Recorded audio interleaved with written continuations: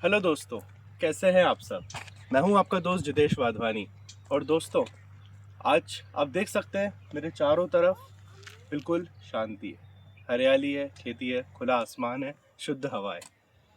और इसलिए मैंने सोचा कि कोई एक ऐसा टॉपिक उठाया जाए जो आपके जीवन के लिए सबसे ज़रूरी है। वो क्या है? What is the purpose of your life?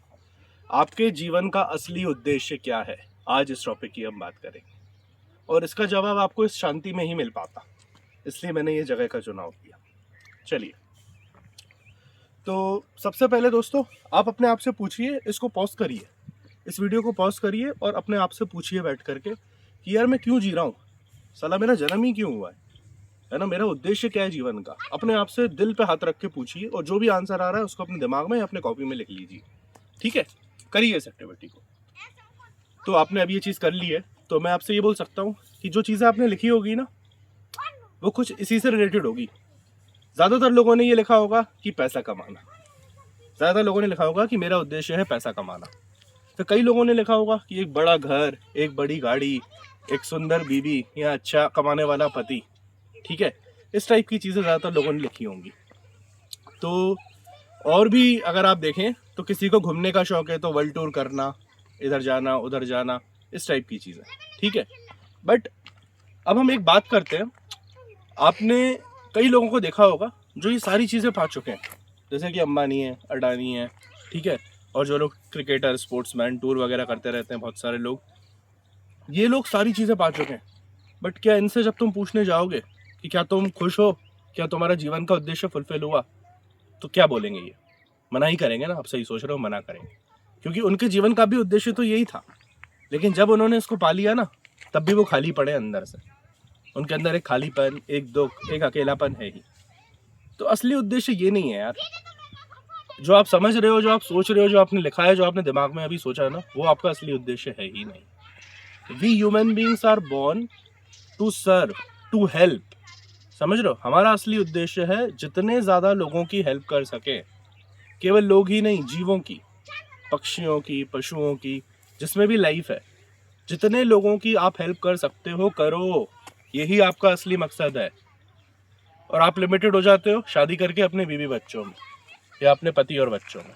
केवल बस उन्हीं के लिए सब करते हो कि मेरी बीवी खुश रहे, उसको अच्छी अच्छी चीज़ें दिलाओ, मेरे बच्चे की अच्छी पढ़ाई हो, अच्छी शादी हो, मेरा पोता पोती अच्छे से रहे। आप अपने रियल मकसद को तो भूल जाते हो। क्योंकि मतलब ये मैं क्यों बोल रहा हूँ, मतलब ऐसा नहीं कि हम सोशल सर्विस करनी है हमें, है ना, दिखाना है लोगों को कि हम एक अच्छे सोशल पर्सन है, इसलिए नहीं। आपने कभी भी कुछ कुछ चीज़ें करी होंगी ऐसी अपने जीवन में। अब फिर एक मिनट पॉज करो और सोचो, क्या मैंने कभी किसी की हेल्प करी है? क्या मैंने कभी किसी कुत्ते को बिस्किट खिलाया है, किसी गाय को कुछ खिलाया है, या किसी गरीब को कुछ कपड़े दिला दिए हैं, कुछ खाने के लिए दिया है? ऐसा कुछ किया है? आपने ज़रूर किया होगा। और तब जब आपने किया, तब आपके अंदर क्या फीलिंग्स थी? तब आपको कैसा लगा? क्या वैसे ही लगा जैसे आप अपने बच्चे को चीज़ दिलाते हो या उसकी पढ़ाई कराते हो? याद करो, पॉज करो और इस चीज़ को सोचो। ठीक है, तो आपको साफ समझ आ जाएगा कि यार तब की खुशी कुछ और ही थी, तब की खुशी कुछ और ही थी, तब का आनंद कुछ और था, मतलब मज़ा ही आ गया था तब। वो आपने फीलिंग करी होगी तब। ठीक है, क्योंकि आपको उससे उम्मीद में कुछ नहीं चाहिए था। आपने बस अपनी तरफ से किसी की हेल्प करने की सोची थी और उस तरीके से किया था। लेकिन यहाँ बीबी से आपको उम्मीद में चाहिए कि वो मेरी केयर करे, टेक केयर करे, है ना, मेरा साथ रहे। बच्चों से आपको चाहिए कि मुझे ध्यान रखें, है ना। तो ये सारी चीज़ें आपकी जो है वो ट्रेड ऑफ है एक तरीके से। लेकिन असली खुशी है कि किसी के लिए कुछ भी करना विदाउट एनी एक्सपेक्टेशन। तो आप मेरी बात बिल्कुल समझ पा रहे हो कि आपके जीवन का उद्देश्य है लोगों की मदद करना, किसी भी फॉर्म में। अब और आगे इसमें डीप में चलते हैं कि मदद कैसे कर सकते हो। केवल पैसे से ही मदद नहीं होती।